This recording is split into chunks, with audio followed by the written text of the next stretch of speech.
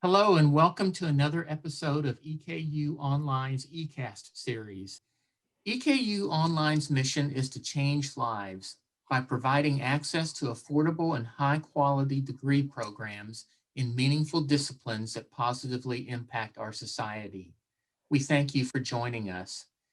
Today, our guest is Dr. Caroline Reid, Professor of Social Work and Coordinator of the Online Bachelor's in Social Work program at Eastern Kentucky University. She's been teaching at EKU for 15 years, and her research interests include social, economic, and environmental justice, addictions, and mental health. Welcome, Dr. Reid, and thank you so much for your time today. We sincerely appreciate it. Thanks so much, Steve. Happy to be here. Happy to tell you a little bit about my work here at EKU, and it's good to chat with you. Well, let's jump right in then. First off, just a somewhat of a personal question, but I understand you're from Northern Ireland originally. And if you don't mind, would you just tell us a little bit about how you ended up at Richmond and EKU? Sure, be happy to. I grew up in Northern Ireland. My family, they're all actually still there. And I left home at the age of 17 to explore the world. I ended up living in Israel for a year. And whilst there, I met a group of students from Berea College, and they were doing a service project there. So I learned all about Berea College, and actually there was an older couple there from Mount Vernon in Israel who took me under their wing, and they believed in me, and they encouraged me to apply to Berea College. So at that time, I wasn't sure if I was smart enough to go to college, but they encouraged me and supported me, and I left Israel, went back to Northern Ireland to try to find a job so that I could earn money to make my way over here to the United States. But when I got back to Northern Ireland, the unemployment was pretty high at that time. It was about hovering around 17%. And my father, he worked for a Hughes Tool Company, that's an engineering company, and they were sending him to South Africa to help set up a plant there focused on drill bits for mining. And so I begged him to let me tag along so I could find work there, and he agreed. And so I ended up living there for about 2 years in Johannesburg, South Africa. And I worked in an insurance company, saving money, all the while trying to make my way over to the United States. So eventually I came over, I was accepted into Berea College, and I studied psychology. And at that time, I thought my goal was to become a psychologist. But when I graduated with my psychology degree, I began working at a local community health, mental health center, and I encountered social workers for the first time. And that's where I began to realize that this was a better fit for my career goals. Social work is really unique in that we have a dual focus. We're concerned with the problems that individuals encounter, but we go beyond that. We care about larger social issues that sort of impinge on individuals and cause some of the problems that individuals are experiencing. In social work, we call that a macro focus. So I discovered social work was the best field for me because instead of sort of just putting band-aids on the immediate situation and not looking at the bigger picture, we're just sort of spinning our wheels. And social workers have to have that dual focus of addressing the bigger problems in society as well as attending to those immediate problems that folks are experiencing. So you ended up at Eastern through the social work program. Yes, I started my career in community mental health, and then I actually ended up working at the University of Kentucky. And I got the teaching bug while I was there. I had several research projects, and someone in the College of Social Work asked me, would I be interested in teaching a class? And so I did. And immediately I thought, oh my goodness, I love being a part of young people's development educationally. And so I realized I've got to go back to school and get that PhD so I can teach full time. And so I came here in 2006 and have loved it ever since. Well, it's a fine institution, and EKU is very fortunate to have you on board. Well, it is a really special place. I remember my first day on campus, I have no sense of direction. I parked somewhere far away from my building, and I asked the lady, "Do you know how I can get to the Keith building?" And she took the time to actually walk me to the building. And I knew from day one, this is going to be a great place to work. And it is. It is. Well, Dr. Reid, please tell us a little bit about the social work programs here at EKU. How many Sure. positions do we have, and what specific degree programs or certificates are offered online? Sure. We have both a face-to-face program and a fully online BSW program, and actually faculty teach in both the BSW and the MSW programs. That's really important for consistency. We also have a fully online MSW program, and that offers a variety of certificates that are completed in conjunction with the MSW degree. And that's a really unique component of the MSW, Masters in Social Work program, because it really offers the student the ability to zero in on a particular area. And the great thing about getting a BSW is that if you want to get your master's at our program or another master's program throughout the United States, if you have a BSW, you have advanced standing, and that means that you can complete your master's in 1 year. There's certain caveats. You have to have a certain GPA and things like that, but we offer the generalist program in the undergraduate. You are provided with knowledge, values, and skills to practice at the generalist level. In other words, you can practice with a variety of populations. But the masters, affords you that ability to just focus in, zero in on particular areas. And the certificates we offer are currently in addictions, mental health, leadership management, and social advocacy and justice. And we have about 5 full-time faculty in the BSW program, 2 in the MSW program, but we are interviewing right now, and hopefully we will add 3 or 4 new people to our faculty. Wow, that's amazing. I didn't realize it was growing that quickly. Mm-hmm. We are growing, almost busting at the seams, but it's the great thing about it is we need social workers. So it's good that we have the opportunity to assist in the process of training young people, educating them to be the best social workers they can possibly be.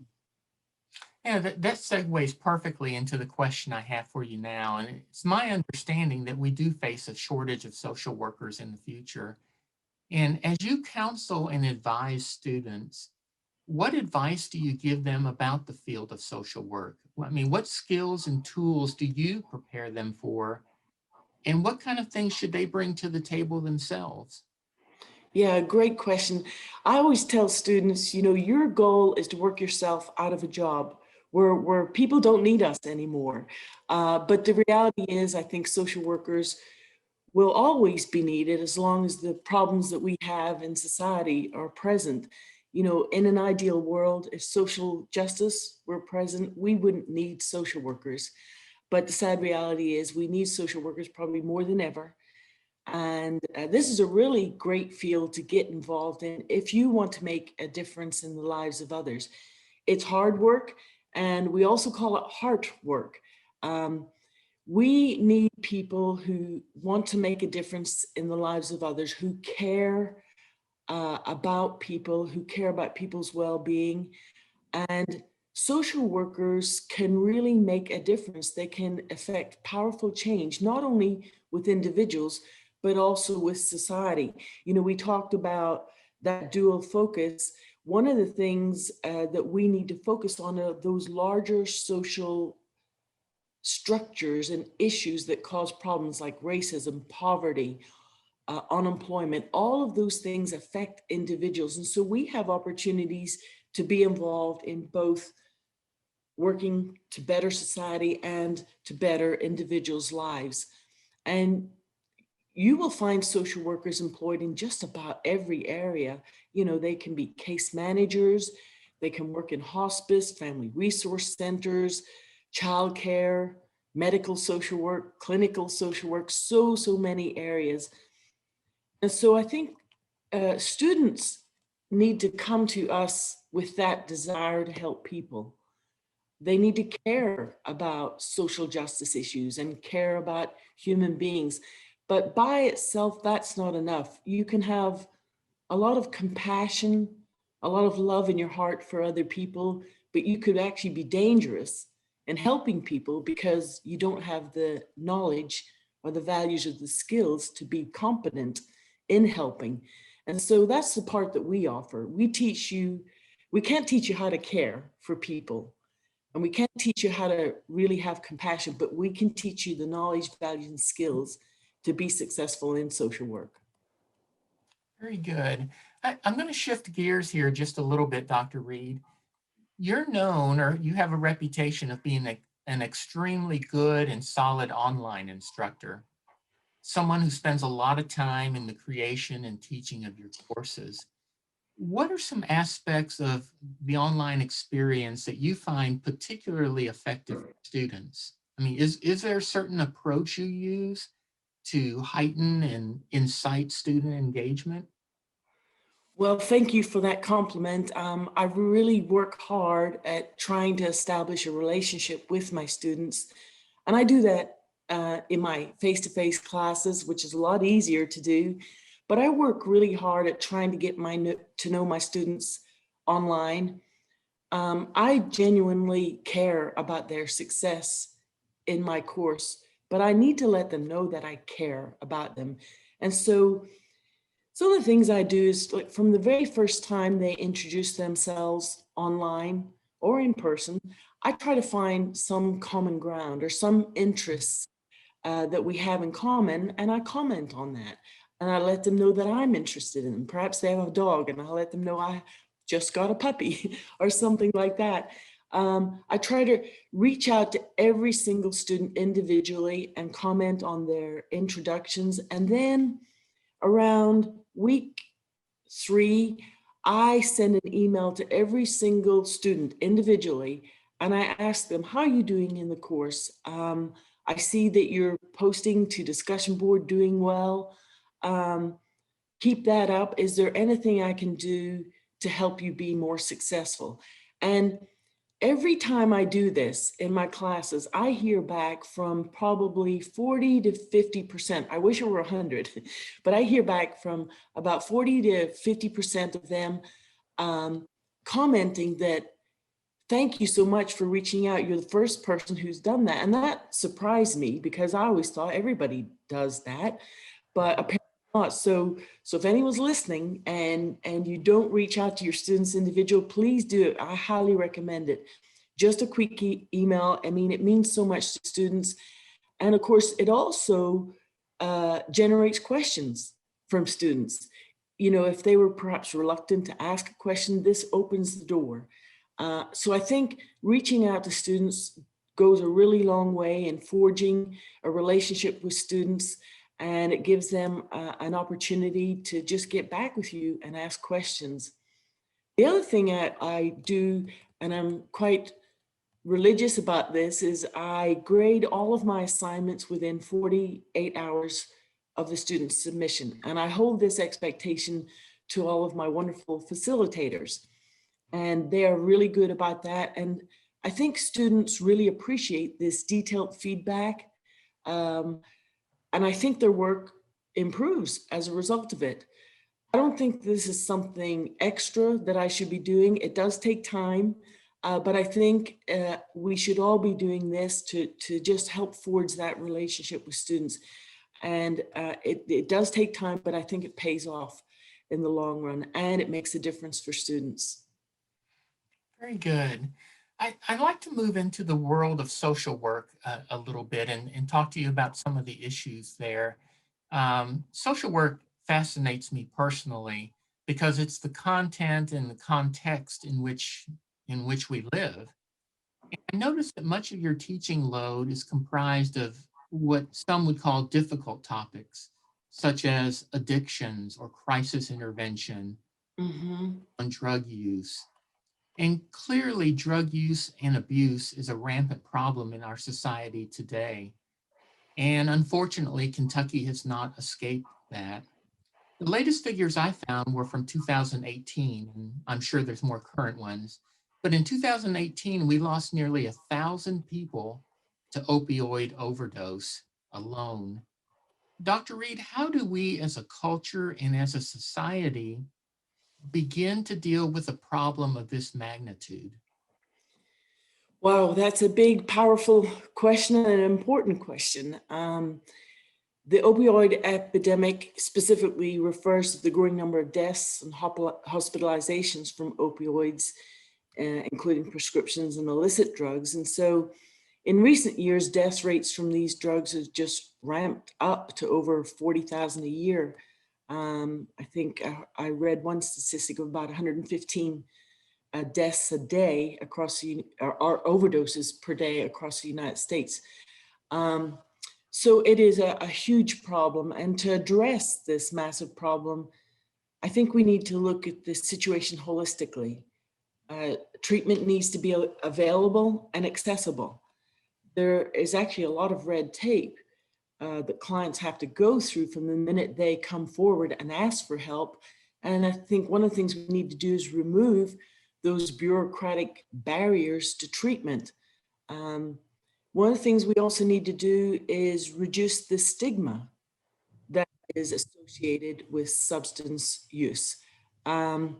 Clients often feel ashamed for their substance use disorder, and that makes them reluctant to ask for help.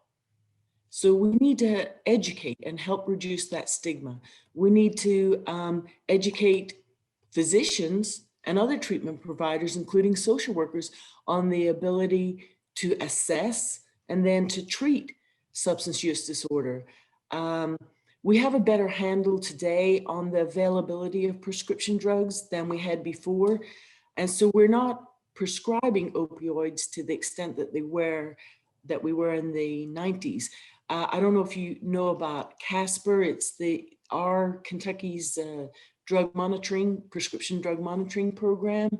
And what that means is it disables users from doctor hopping, and it holds physicians accountable for the amount and the number of opioids prescribed. And so we've tightened this up a bit, but that's only a small piece of the puzzle. I think we need to look at the issue holistically, and everyone needs to be involved across the community. I used to work with a fella, Dr. Gil Friedel at the University of Kentucky, and he used to say that if the problems are in the community, the solutions are in the community. Some of the ways that we have tried to deal with this problem is that we lock people up and put them in jail. And we can't arrest our way out of the problem. We've tried that. We've locked people up who've sold drugs, and we've locked people up who've used drugs. But the war on drugs, it's not working.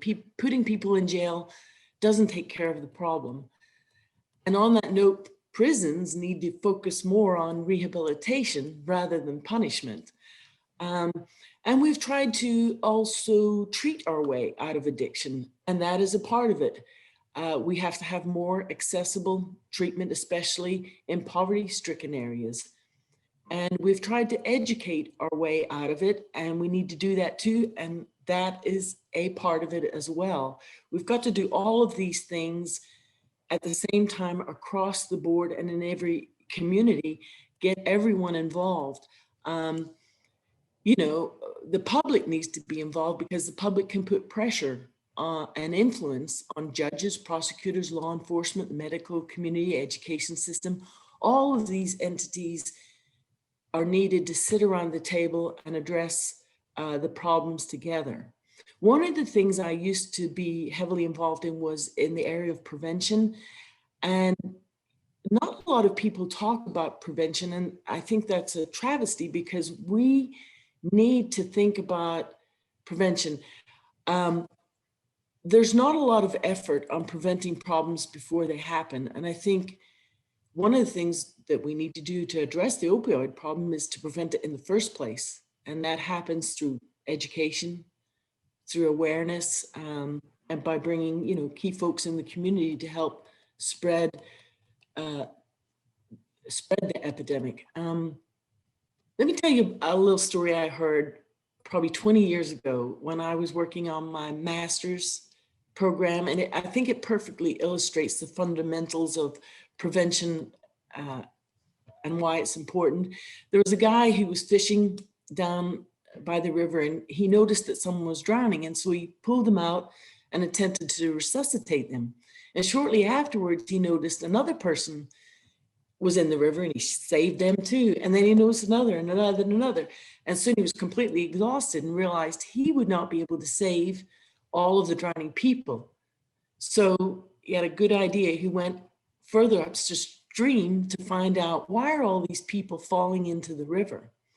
And of course, upon arriving upstream, he discovered a broken bridge was causing all of those people to fall into the river and end up drowning where he had been fishing. So obviously fixing that bridge at the top to stop them falling in was where the work had to be done. And so social workers, I believe, need to be involved in working upstream, fixing the bridge and stop people drowning in the first place. It seems that in the field of social work, we are doing that. We're spending a lot of time fishing people out who've started to drown. But if we are attending to that dual focus, working with individuals and society, we should be spending equal time. And that means working also in prevention. One of the problems with that, though, is there's not a lot of resources focused or devoted to prevention, but it really saves us money in the long run if we invest in this way. I think it was Benjamin Franklin that once said, an ounce of prevention is a pound of cure. So we need to put our resources into preventing problems before we see them happening. That was a beautiful illustration because it really brings home the problem both as personal problems, but also as a lot larger societal issue. So right. That. Well, I'd like to ask you, because really in our backyard of Eastern Kentucky University, so to speak, we have an opioid problem. And Dr. Brian Barnett, an MD, in a recent article in the Journal of the American Medical Association, referred to the opioid abusers in Eastern Kentucky as the quote unquote lost generation. What do you think he means by that phrase? And really, is there more we could and should be doing as a society to reach those people in Eastern Kentucky? Great question. I haven't actually read that article, but I imagine that he means because of the opioid abuse in the region, and in this region, it has been historically been beset by poverty, unemployment, mental health problems. And now with the opioid epidemic, we have many children growing up without parents. And that poses a threat to the social and economic prosperity of Appalachia. The opioid epidemic is not just a public health and public safety issue, it's an economic issue. It drains the region's resources, human and financial. It ruins Appalachian families and communities. Today, we have more grandparents raising their grandchildren than ever before, largely fueled by the opioid crisis. We've lost many parents to this crisis. And guess what? Grandparents are left to pick up the pieces. Many of these grandparents are doing the very best they can, but here they are in their golden years, supposedly time to slow down and relax. But here they are raising another family, and many of them are struggling financially with basic things, including things like homework. Have you seen how we do adding and subtracting these days? I can't imagine how difficult this must be for grandparents who are raising grandchildren, likely didn't grow up in a tech-savvy world, and they're having to learn a whole lot of new skills. But You know, historical, social, and economic injustices in Appalachia persist and have worsened because of the opioid epidemic. And really, unless we address these problems, we are facing a lost generation of kids growing up in this crisis. So I think that's probably what he means by that. Fascinating. It's very sad too. It is. One of the courses you teach, Dr. Reid, is called Crisis Intervention. Would you please tell our listeners a little bit about this course? And my question is, are we talking about alcohol and drug abuse, or are we also dealing with mental health concerns when we talk about crisis intervention? Yes, happy to tell you about this course. It is beyond a separate course focused on addictions, but this course is a discrete course that's focused on mental health first aid, if you call it that. It's all about crisis management and helping a client navigate a crisis situation when their personal resources and mental health has taken a turn for the worse.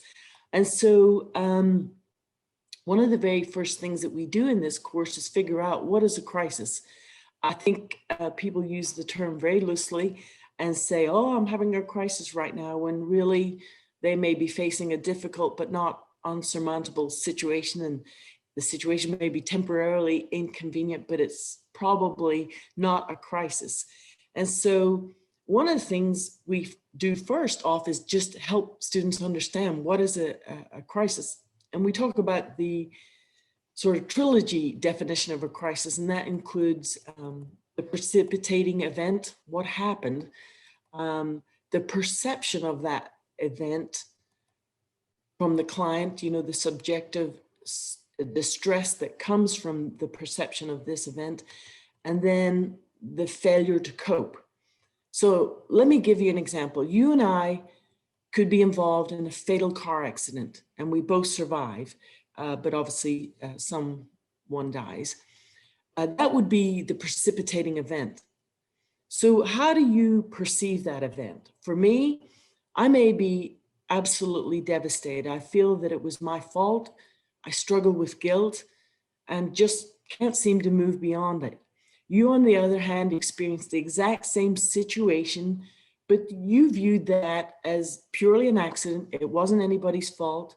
You're a little shaken, but within a few days, you accept that this was an unfortunate situation and you move on. So your perception of that event was really, really different to mine. And then number three is the failure to cope. For me, I can't sleep. I cannot work. I have got flashbacks going on. My usual coping skills are just simply not functioning. And somehow I think maybe I could have prevented this situation. So I can't even go to work and face my colleagues and friends. And so I'm really meeting the definition of a crisis. And so that is just to illustrate what a crisis would look like. And so, of course, once students are able to recognize a crisis, they're then in a position to begin thinking about how can they help someone through this crisis by helping to change their perception, helping to decrease their stress, and then hopefully trying to increase their functioning. And so this course is really focused on the assessment skills needed, the interpersonal skills, and the knowledge of how to help someone in a crisis. It's a great course, and students leave often feeling really empowered and better equipped to handle people facing a crisis. It really fascinates me because I looked at a statistic not long ago from Johns Hopkins University, and it reports that approximately 26% of the US population 18 years or older suffer from some form of diagnosable mental illness. I mean, that's 1 out of every 4 adults. So my question is, what can social workers do on the front lines to help combat this terrible problem? I mean, that is just a staggering statistic. It is, and in some studies will say 1 in 5, 1 in 6, and it really sort of depends on the age group. Your figure for 1 in 4, that probably refers to about the 18 to 25-year-old age group, and that indeed is very alarming. But regardless, we have a lot of folks who are struggling with mental illness. And you're right, social workers and other mental health professionals are often the first professionals that folks come into contact with when they experience mental health issues. It's the folks who are not coming forward that actually frighten me the most, because often they're the ones who end up committing suicide. Um, as I mentioned earlier, there's a lot of stigma around the issue of mental health, and many people do not reach out for a number of reasons. Sometimes folks feel that they'll be judged for not picking themselves up by the bootstraps and getting on with that. Or they might feel that no one understands. And these are the folks I think are most vulnerable. These are the people who have a diagnosable mental illness but have not been diagnosed and therefore not offered help. And so we need to find those people before it's too late.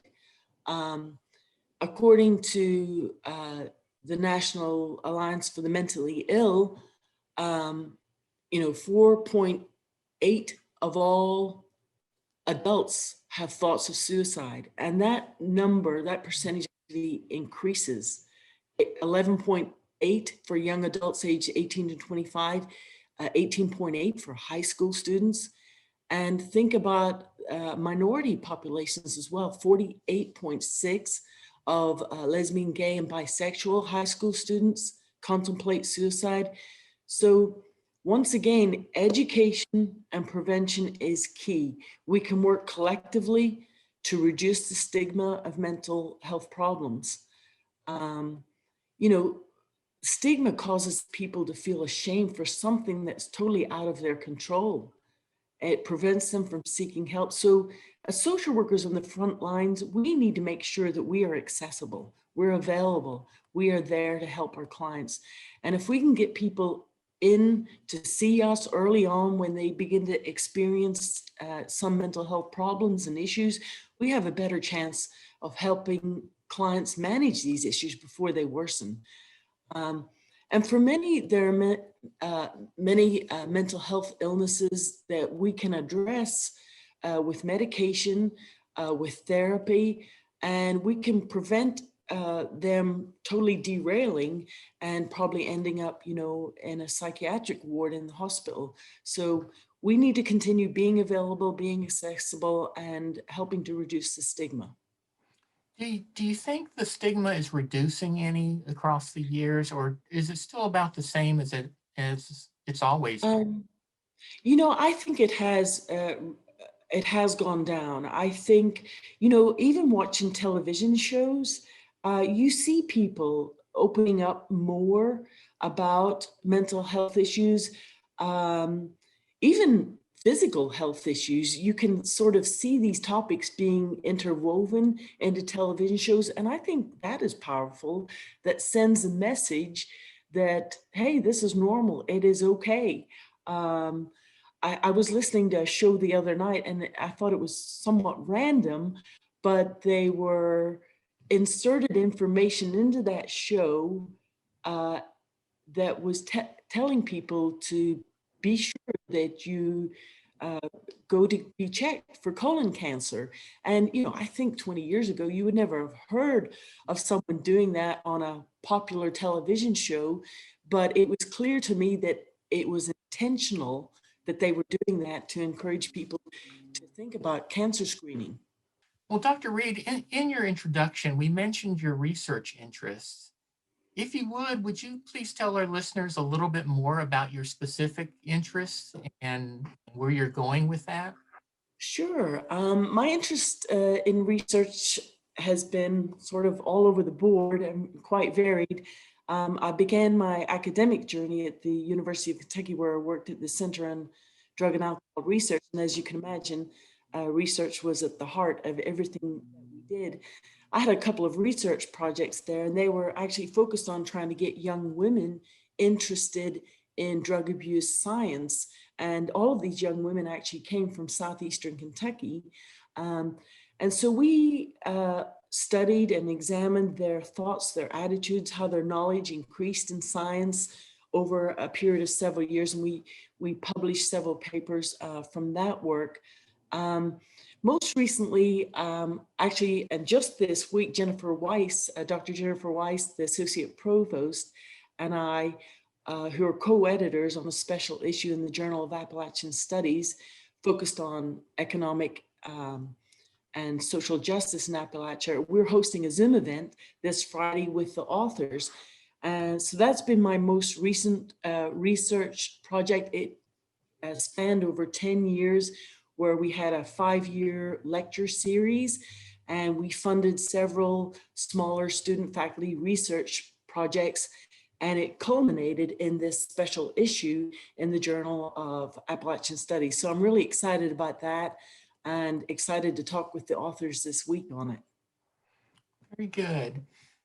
Now, I suspect this next question will be one that may be difficult to answer.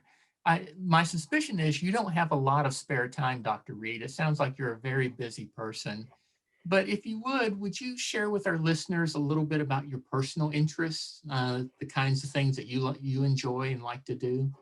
Sure. I actually love photography, and I'm very much an amateur, but I love taking pictures of nature, flowers, and things like that. So I go out, take pictures of the sunset, really enjoy that. From the beginning of when the epidemic started, we've been sort of stuck inside, I started painting kindness rocks. And actually, we distributed about 200 of them in my neighborhood around here. And it was sort of a clandestine operation where I did it at nighttime, so I didn't want anyone to know. But people had those little ring cameras on their doorbells, and so I was found out. Then people started asking me to paint these little rocks for them, and so I've been doing that. And funnily enough, then a lady asked me to do one of her dogs. And I didn't think I could do that because I was just doing little designs and things like that. But I tried, and I was surprised myself I could actually do it. And so I've been actually painting dog portraits on a rock. Actually, I have one here I did of a fox. I don't know if you can see that. Can Oh, you see that? yes, yes. So I do that for fun. And I most recently, as in 2 days ago, got a new puppy. She is she's classified as a small standard. The name is a Moyen poodle or a Klein. They're not recognized here in the United States, but they're recognized in Europe. It's a 4th size of a poodle. And so I'm very excited to have her. I love puppies and love dogs, so it's good to have her. Well, very good. Well, we've trying to wrap up here, Dr. Reid, and I would just like to ask you, is there anything else you'd like to share with our listeners, something that I didn't cover, or something else that you'd like to tell our students? Or if you are interested in social work, please reach out to us. We would love to chat with you. We'd love to explore with you if this would be a good fit for you.